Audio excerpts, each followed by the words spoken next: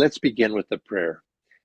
Heavenly Father, Divine Mother, friend, beloved God, great masters of self-realization, Jesus Christ, Babaji Krishna, Lahiri Mahashai, Swami Sri Yukteswar, beloved Guruji, Paramhansa Yogananda, saints of all religion, we humbly bow to you all.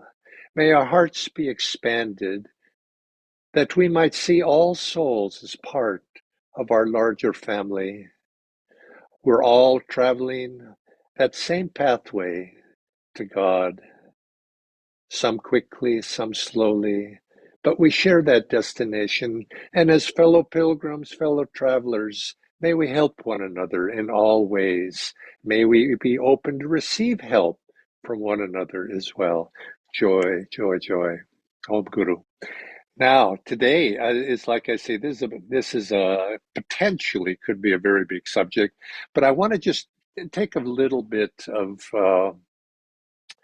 time to just maybe go into that, and not so much the outer forms, but the inner attitudes that can be helpful for us to think in terms of living in a community as whole.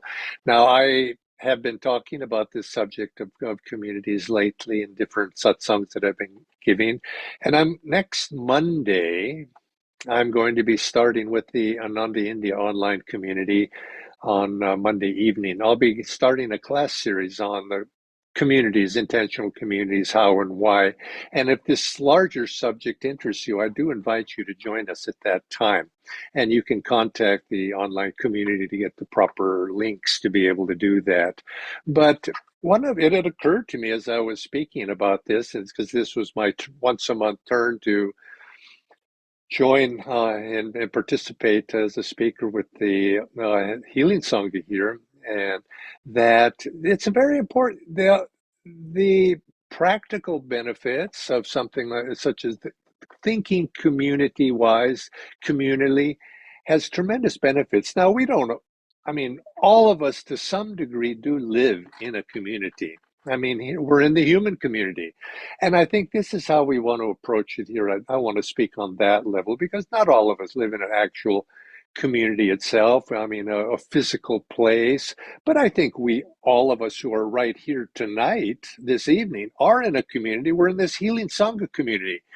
We've come together with a purpose to be able to do something, to be in a positive purpose, an intentional purpose, to be able to help other people.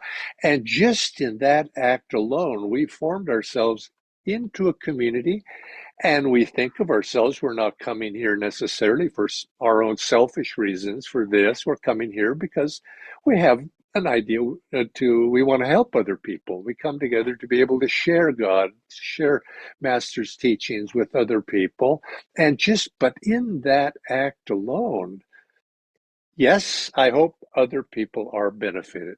I mean, obviously that's our hope, but we don't think of it maybe that we ourselves, by coming together and being able to share, are as a group, we're helping other people because we come together, we build magnetism, and that magnetism has a strength which goes out into the ether. But yet, each of us individually is one small element of that group, one part of that group.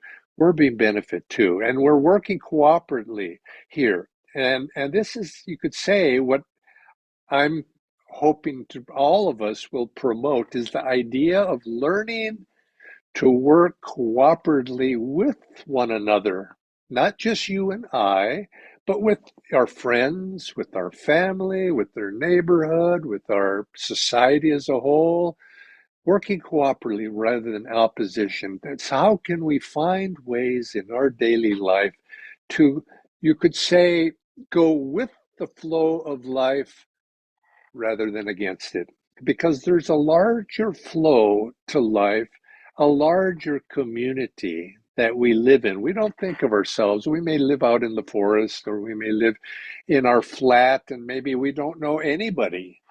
But yet, we don't necessarily need to define ourselves in our terms of our physical situation to be in a community. We can join in, it's an attitude. And if we have that attitude, then that attitude, in some fashion or another, the world around us is going to conform to that attitude. You could say, Kant, we are the active ingredient in a community by having the attitudes, the mindset, the energy that thinks in terms of a larger whole rather than simply me, mine, my little world. A person could live, I happen to live right now, I'm broadcasting this from Ananda village, many hundreds of people live here, and you could say that's a physical community.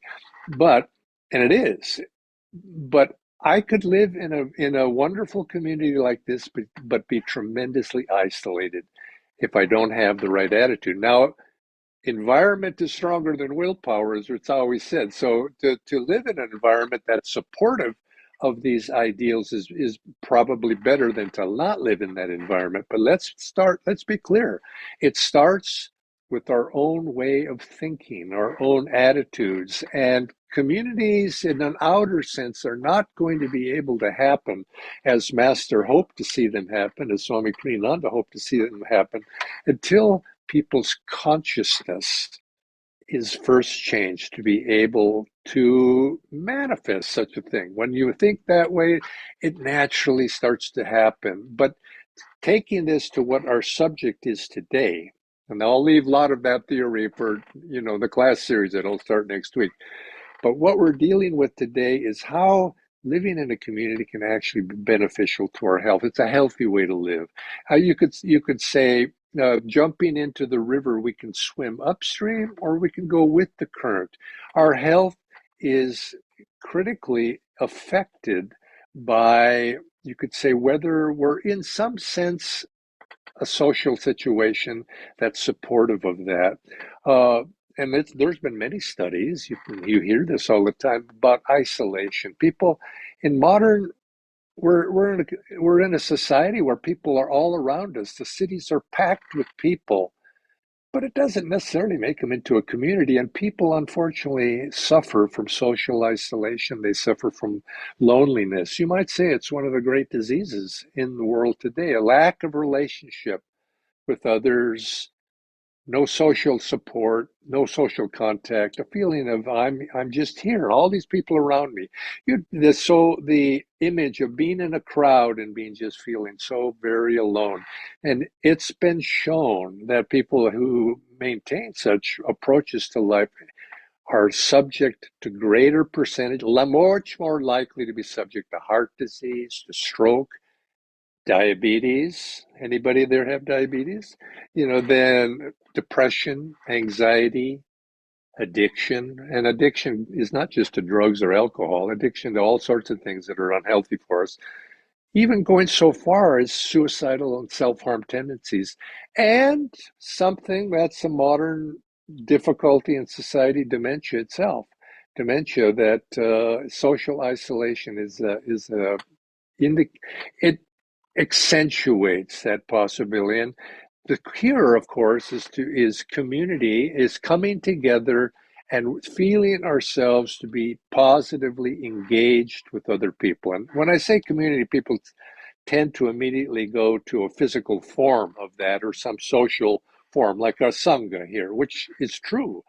But we have to broaden it to also think, what does it really mean? It means engaging with others, environments that are positively, social environments that are positively influential and that can make us feel that we have some connection. But the ingredient to that is it's going to come back to each one of us as an individual.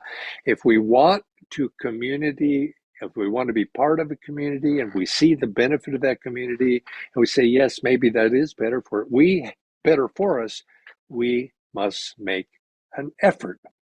We have to make an effort to be positively engaged. We have to learn the art, you could say, the art of being friendly, the art of making friends, the art of engaging in activity with others, the art of being serviceful, the art of helpfulness, the art in all of these small ways. And of course, this is something that should be, and I think to some degree is taught in our school systems, how to get along. I mean, little children, get along, share your toys, these sorts of things. But you could say Swamiji had a wonderful saying. Definition of maturity. Maturity is the ability to expand one's awareness of the realities of other people. Learning to learn that, the art of friendliness, they're learning the art of cooperation, which is a quote from Paramhansa Yogananda. He says, "We must learn the art of cooperation and knowledge of absolute interdependence of man's destiny and universal laws of being." And so I would say, if we were going to, with the little time that we have, make a sum of this: learning the art of working with other people, learning the art of cooperation, learning the art of making friends. And it begins by learning the laws. Just like if you want to get a driver's license, you have to know the laws of the road. So it is learning to be cooperative, learning to be friends with other people. These have basic laws, which we can go into, you might say, in a class series. Secondly, you said the ability to understand other people's realities. Empathy. How do we learn to be more empathetic? How do we see our unity with one another? And of course, a desire to be that way, and a desire to be helpful, a desire to be serviceful. These are basic arts that each of us as human beings need to learn and can be learned, and often just in little ways. In human behavior, you could say learning to listen rather than to talk, learning to ask, like Swami Kriyananda would often say, learning to ask what is trying to happen here in any situation, and to learn to go with that flow, and as rather than against it, with the tide rather than against the tide. And you find that naturally, as we learn these very simple arts of living, the art of living, that phrase is commonly used, we find that naturally we are drawn to other people magnetically.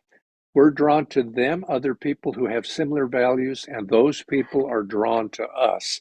And we feel, in our experience, a community is beginning to form. Now we have to look at it as a community of souls working together in a positive direction. And so let's create community in small ways, in that way, in a social sense. And in the result of this, we're going to find our health improves. And if we can do this for other people, oftentimes this is what you could say the basic foundational platform of good health is having this platform of social positive human interactions with other people, being a friend. And we naturally, it's magnetic, and we not only attract other friends, but we attract those attitudes that allow us to cooperate, not just with other people, but to cooperate with ourselves, to cooperate with health.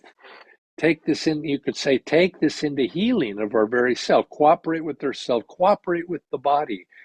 Why are so many people seeming to be unhealthy all the time?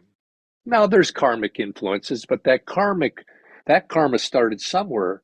Learning to cooperate, know the laws of health, cooperate with the laws of health, cooperate with what makes happiness, cooperate, and part of that is doing this together with others. And you find the laboratory of life is the day-to-day interactions we have with one another. This is where we prove the mettle of the philosophies that we have learned, is by our interactions with others. Can we draw other people to us as friends? Can we be a friend? If you cannot, and if you're running into the same problems over and over again, something needs to change for your own happiness sake, for your sake.